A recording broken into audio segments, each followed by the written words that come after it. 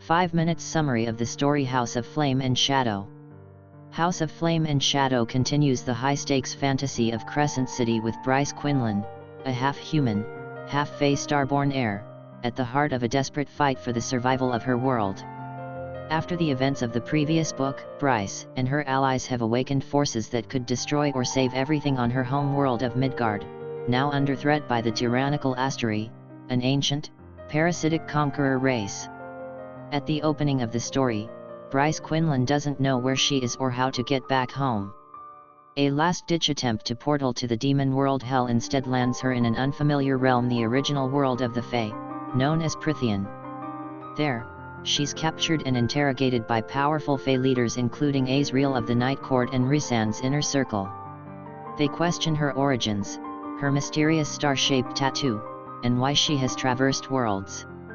Separated from her partner Hunt Athalar and her half-brother Rune Danon, Bryce's immediate goal becomes survival and escape, but what she learns alters everything. Traveling with Azrael through hidden tunnels beneath the Night Court, she uncovers an ancient history tying Prythian and Midgard together. Long ago, both worlds were conquered by the Asteri, then called Daglan, until Bryce's ancestor, Thaya, helped free Prythian. Thaya later tried to conquer Midgard but was defeated and enslaved by the Asteri, setting in motion centuries of conflict. She divided her enormous magical power between her two daughters and sent them and powerful magical daggers, Star Sword and Truth Teller, into the worlds, shaping the destinies of both. In Prythian, Bryce receives part of this ancient starborn magic and claims both daggers, gaining power crucial to humanity's survival.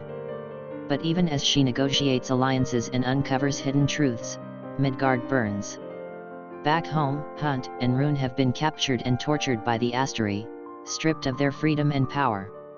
The rest of their friends, including wolf shapeshifter Ethan Holstrom and merfolk the Ryan Ketos, scramble to find them and to secure allies where they can among the fractured powers of Crescent City. Ethan, desperate to free Rune and the Ryan, bargains with the Viper Queen in the brutal meat market district, forcing him into an unfair gladiatorial fight. By winning that battle, Ethan earns crucial support for the House of Flame and Shadow, one of the four principal houses governing Midgard, and gains influence that turns the tide. Meanwhile, Lydia Servos, a double agent inside the Asteri court, works covertly to liberate Hunt and others, risking everything. With her new powers and alliances, Bryce returns to Midgard through a portal. She tests her own father, the Autumn King, revealing that the daggers can create a devastating black hole portal, but also exposing his opportunistic heart and willingness to betray. Despite lingering distrust and political chaos, Bryce unites her allies and travels to Avalon, a sacred Fae isle, to claim the final part of Thaya's power. The land itself responds, ley lines hum with life, barren fields bloom, and new islands rise. Bryce is crowned queen of the Valbaran Fae and becomes a symbol of hope against the Asteri's advance. Yet one final battle looms.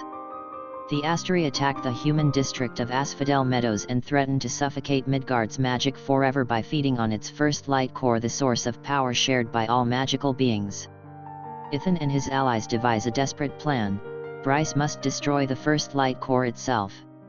Ethan secures a bullet of second light, a rare magical energy, for her to fire into the core, while Hunt and their allies prepare to pull her back from near certain destruction.